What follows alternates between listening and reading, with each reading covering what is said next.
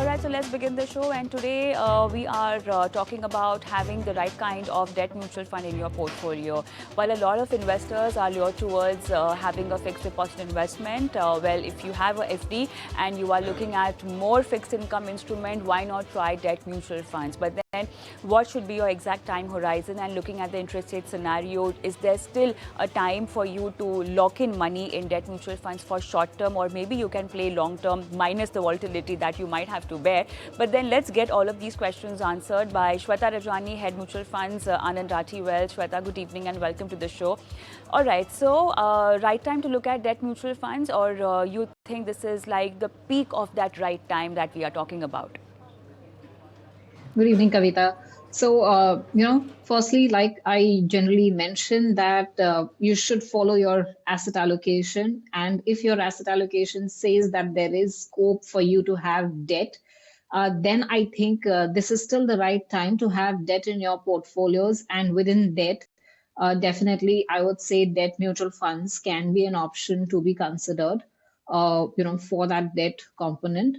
Of course, we're also looking at interest rates, which possibly, have come down from a 10-year GSEC hovering at around 7.4 to, 7.1, 7.15 levels. But then looks like there is a further downside scope in the interest rates. So one can, also play that interest rate cycle and benefit from that little upside one could get over and above the yield because of the interest rate call. So if you have a debt gap in your portfolio, then definitely you should consider having it. So, Shweta, but then why should not one only look at fixed deposits where you also have a momentum going on of higher interest rates? Why would you want an investor to consider debt mutual fund as an option? Because it's just about interest rates, and that earning and that return we are seeing is going up in fixed deposits as well. Yeah, so the reason why I would still choose a debt mutual fund over and above an FD is one, liquidity. So, I may want to park my money for 3 years, so I have an option for parking it for a 3-year FD. I also have an option of parking it for, let's say, a 3-year target maturity fund.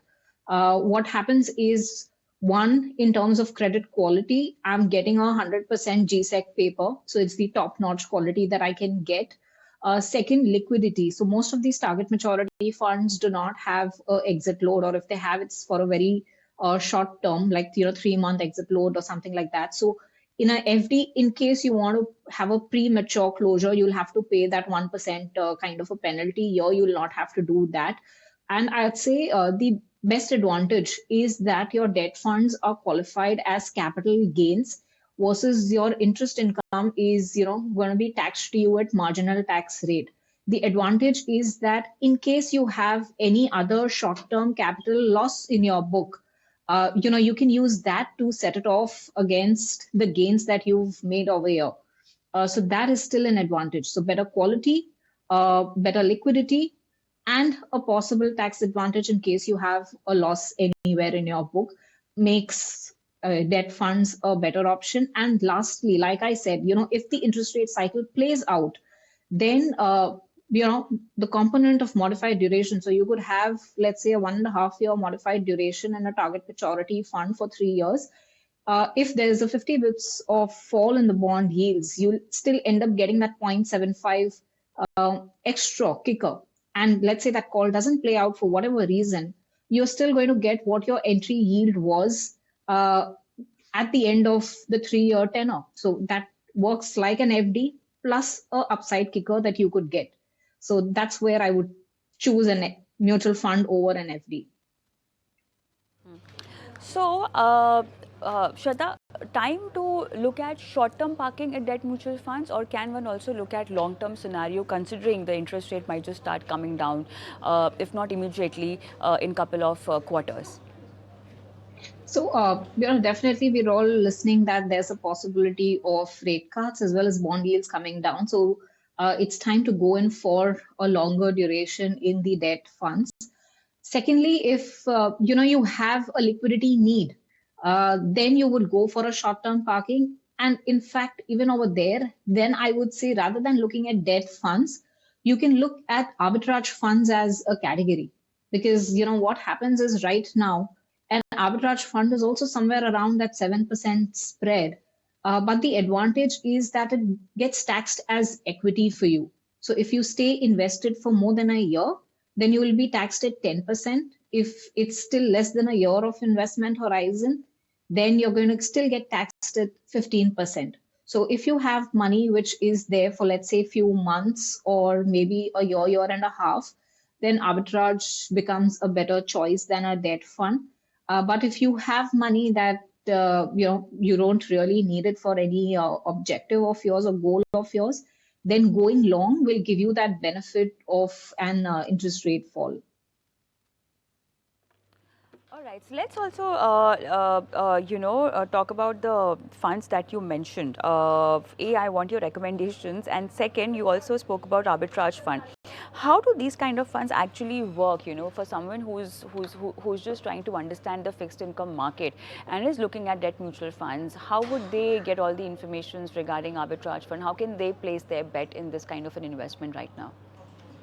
Sure. So I'll first address on the debt funds, what kind of funds that you can look at, and even you would know that within debt you have like 16 different categories. But I would say it's good to go in for a target maturity fund. There you get options which are 100% GSEC paper, and you get it for different maturities. So right now, if I just have to give you one or two names that I would recommend, you can go in for an HDFC GSEC 2036 maturity, or you can go in for a Kotak, GSEC 33 maturity. So, these are giving you yields which are today upwards of 7%, 7.1%. So if the interest rate cycle plays out, the duration in these funds is also around 8 years. So you'll get the benefit and a good benefit of that interest rate cut, as well as if, you hold it on till the maturity, the entry yield, most likely you'll end up with that entry yield, and getting a 7% plus for a 10-year or a 13-year horizon is also a good yield to get. So that's to the first part. Second, now what an arbitrage fund really does is, it buys in the cash market and shorts the same stock in the futures market. So basically, there's no market direction risk that you take in an arbitrage fund, because, let's say you've bought a stock at you bought a stock at 100 rupees in the cash market, and you are getting into a contract at the same time to sell it 1 month later at, let's say, 100.5. So this 0.5 is the spread you're making. In effect, in very, very simple terms, for a layman, it means that you're not really concerned about where the stock price goes. And 1 month later, you've made your 100.5 minus 100.5 of it spread, which if you analyze it will work out to somewhere around a 6%. So that's the concept of arbitrage. And therefore, I'm saying that, it can be a debt alternative because now you're not really taking a market risk over there. However, I would say even for an arbitrage fund, it's good if you stay invested for 2-3 months over there for it to play out. Right now, the spreads are good, so you're getting around a 7% kind of a return in an arbitrage fund.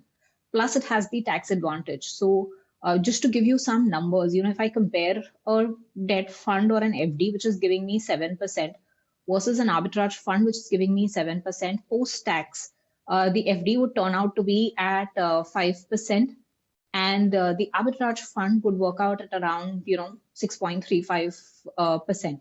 So you get that 1.3% extra return post-tax basis, and you're not really compromising on the risk. So that has an advantage.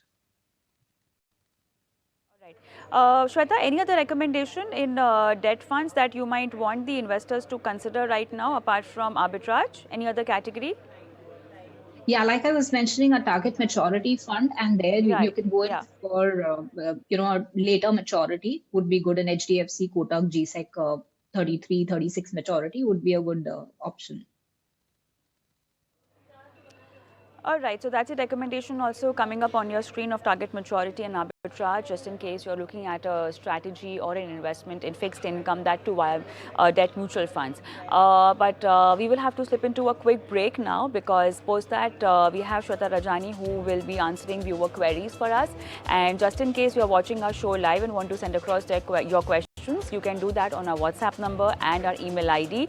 And detailed information regarding your mutual fund investment, mentioning the name of the fund, the amount of SIP if it's going that way, and what's your holding period. Basic details so that we can get your questions or your queries answered by our experts. So more viewer questions after this break.